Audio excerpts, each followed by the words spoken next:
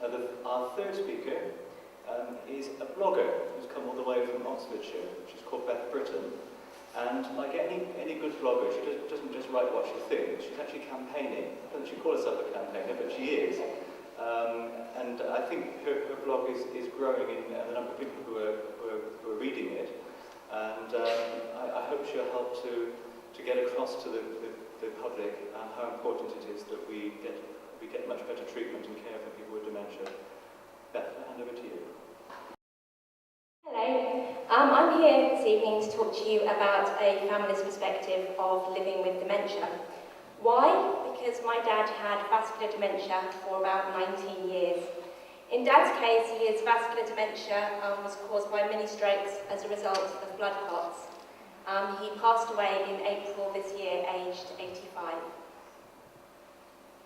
So my dad's dementia journey, well, it began when I was about 12 years old.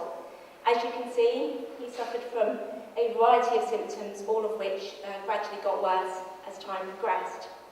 Now, very early on, when we first noticed Dad's symptoms, someone actually said to my mother that she thought my father had the beginning of Alzheimer's.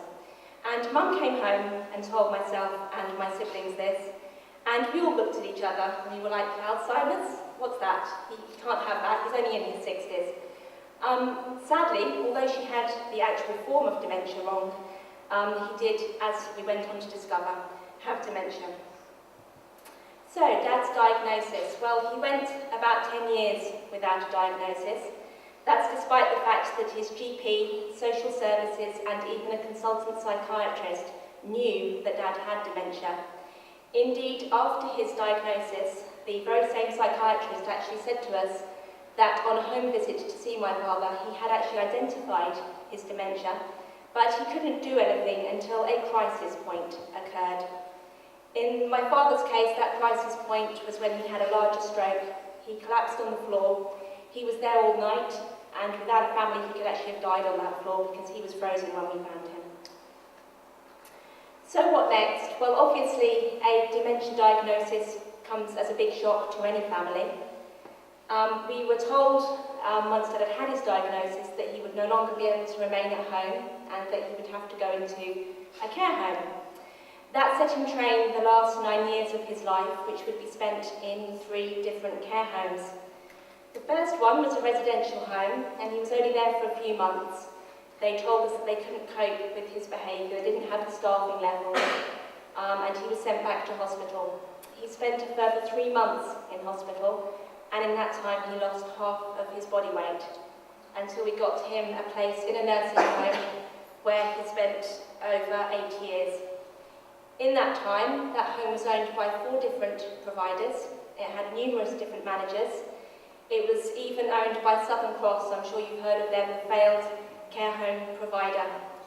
When Southern Cross went out of business last year, Dad's home was taken over by another company, and that's when things really began to change.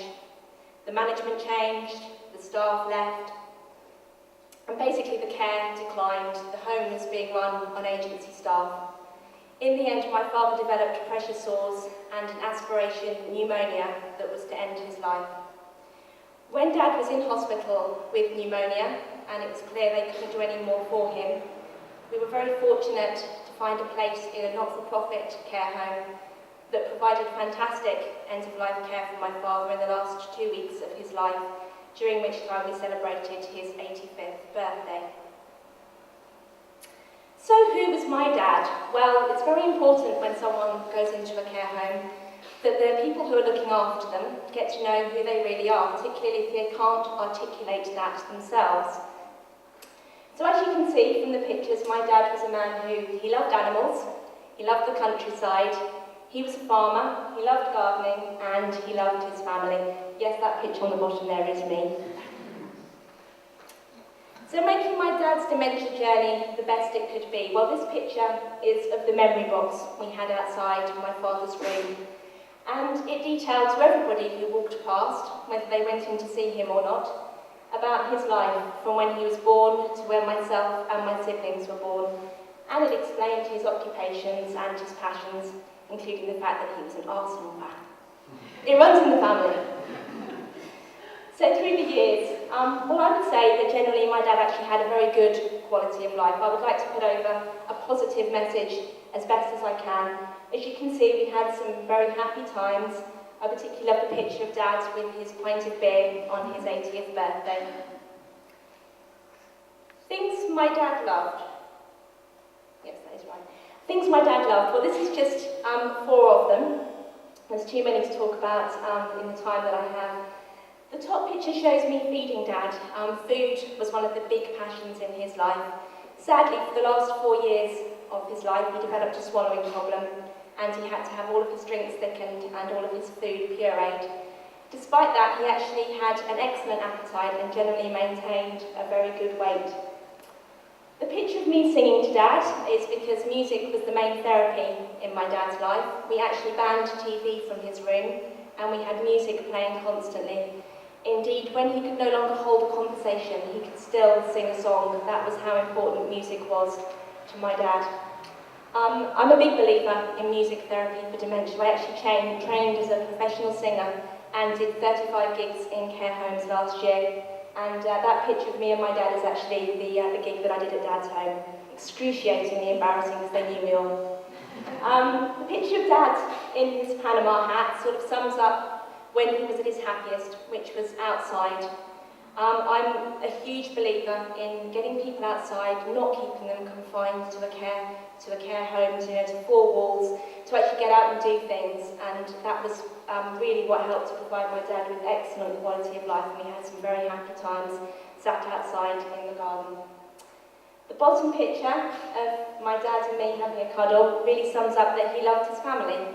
We went to visit him as often as we could, not just to keep an eye on the care that he was receiving, but also to contribute to that care ourselves. We were very hands-on and to ensure that he had a really good quality of life. Even in the last year of my dad's life, we were celebrating birthdays and having outings.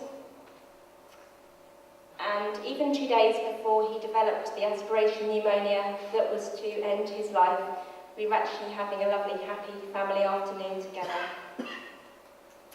So why all the photos? Well, it's because my father was a person, not a disease. He was my dad, he wasn't dementia. Dementia is not contagious. There are people within my peer group who actually believe it is some sort of madness, and if your parent has it, then obviously you must have it too. That people living with dementia still want to lead active and full lives. This really goes back to what I was saying about getting out, doing things, and actually making the most of life, because it's through doing that that you can actually live well with dementia. For me, the key qualities of dementia care are personalisation, compassion and dedication. Personalisation because everybody is an individual and deserves to be treated as such in every aspect of their life and care. Compassion because care without it, frankly, really isn't care at all, and there are many care home managers that would do well to remember that. And dedication, because obviously dementia is a progressive and terminal disease, and it requires people with specialised understanding and knowledge in order to care for people with dementia and to give them the best life possible. So what dementia teaches you? Well, it taught me to appreciate the smallest things in life. A simple hello from my dad in the last few months of his life brought a massive smile to my face. To make the most of every day. Dementia, key characteristic of dementia is that people have good days and bad days. When the good days come along, you really want to make the most of them.